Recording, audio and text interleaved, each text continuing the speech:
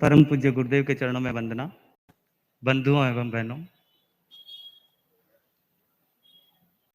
कल से परम पूज्य गुरुदेव के मंगल सानिध्य में मानो श्रद्धा का सैलाब उमड़ रहा है और एक ऐसा माहौल देखने को मिल रहा है जहां शब्द कम पड़ रहे हैं, भावनाएं ज्यादा मुखर हो रही है। ऐसा देखने में आ रहा है कि खुशी के आंसू छलक रहे हैं और इधर से आशीर्वाद की वर्षा होती जा रही है। बेटी तेरा पंथ की एक ऐसा कार्यक्रम है जिसने हजारों बेटियों को एक नई पहचान दी है। बेटियों के मन में हमेशा दर्द रहता था, जहां से हमने संस्कार पाए, जहां हमने सब कुछ सीखा, जाना, समझा, और एक दिन ऐसा आया कि हम अचानक पराये हो गए। जब भी जाते थे संतों के, साथियों के, आ बेटी तो बठ प्यारी है, इसकी तो शादी वहां हुई हुई है, ऐसा लगता था कि हम कोई पराई हो गई है। लेकिन जब से ये बेटी तेरा पंथ के कार्यक्रम आया है, इन लोगों को लगता है हमको एक नई पहचान मिल गई। किसी किसी का कहना था हमको एक नया जीवन मिल गया, जीवन दान मिल गया। इस कार्यक्रम के माध्यम से बेटियों में संस्कारों को पुष्ट करने का, समन्वय को पुष्ट करने का, स्नेह को पुष्ट करने का कार्य तेरापंथी महासभा के द्वारा किया जा रहा है। और अब तक लगभग 4000 से ज्यादा बेटियां इस कार्यक्रम से जुड़ चुकी है। यह जो रूप देखने को मिल रहा है, यह खाली इस 2 दिन के सम्मेलन के रूप में नहीं है। इनके लिए प्रति माह लगभग कोई वर्कशॉप, कोई प्रतियोगिता, कोई ना कोई कार्यक्रम आयोजित होते रहते हैं और उनमें बहुत उत्साह के साथ में भाग लेती है। यहाँ तक कि कई दामाद लोग भी इस कार्यक्रम के साथ में व्यवस्थित रूप से जुड़े हुए हैं। कल परम पूज्य गुरुदेव ने अपने मंगल उद्बोधन में जिस रूप में फरमाया कि बेटी तेरा पंथ की कार्यक्रम है, लेकिन इसके साथ में एक अंतर्गर्भित बात और है, वह है दामाद तेरा पंथ के।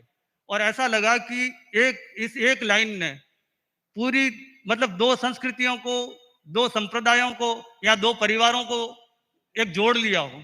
और जिस रूप में आगे आकर के दामादों ने दर्शन किए और जब परम पूज्य गुरुदेव के साथ दोपहर में संवाद का कार्यक्रम था, उनकी भावनाएं जिस रूप में अभिव्यक्त हुई, लगा कि यह सम्मेलन वास्तव में अपने उद्देश्य में सफल बन रहा है।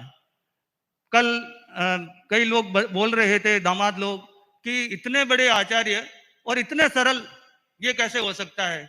हमने आचार्य तो बहुत देखे, लेकिन आचार्य श्री महाश्रमण जी जैसे आचार्य नहीं देखे।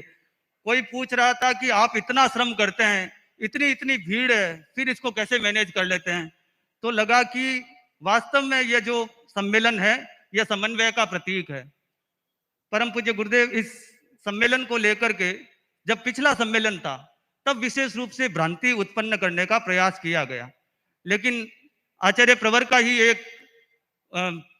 एक कोटेशन है, अपनी आलोचना का जवाब जबान से नहीं अपने महत्वपूर्ण कार्यों से दो। और इस सम्मेलन ने उस जवाब देने का कार्य अपने आप कर लिया।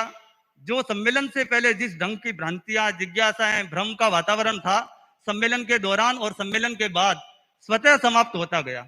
और इस बार पुनः वह प्रयास किया गया, लेकिन वह पहले से ही वातावरण वैसा बना नहीं, और यत्किंचित बना भी हो तो कल के वापिस माहौल के बाद में वह पुनः शांत और एक तरीके से अपने उद्देश्य में वो लोग असफल हो गए हैं। आज मैं इतना ही कहना चाहूंगा, इस प्रकल्प के, इस आयाम के 3 बिंदु हैं: स्नेह, संस्कार और समन्वय। तो स्नेह प्रतीक है एक ऐसे धागे का जो दो संस्कृतियों को जोड़ने का काम करता है। तो बहनों को चाहे दामादों को 2 संस्कृतियों को जोड़ने का काम करना है। दूसरा शब्द है संस्कार।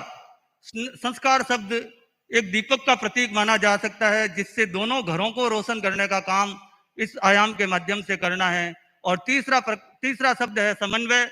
वह एक सेतु बनाना है जो 2 संप्रदायों को जोड़ने का काम करे, जो एक सपना है जैन एकता का, चाहे विश्व मानव जाति की एकता का, वह सपना साकार हो। मैं इसी मंगल कामना के साथ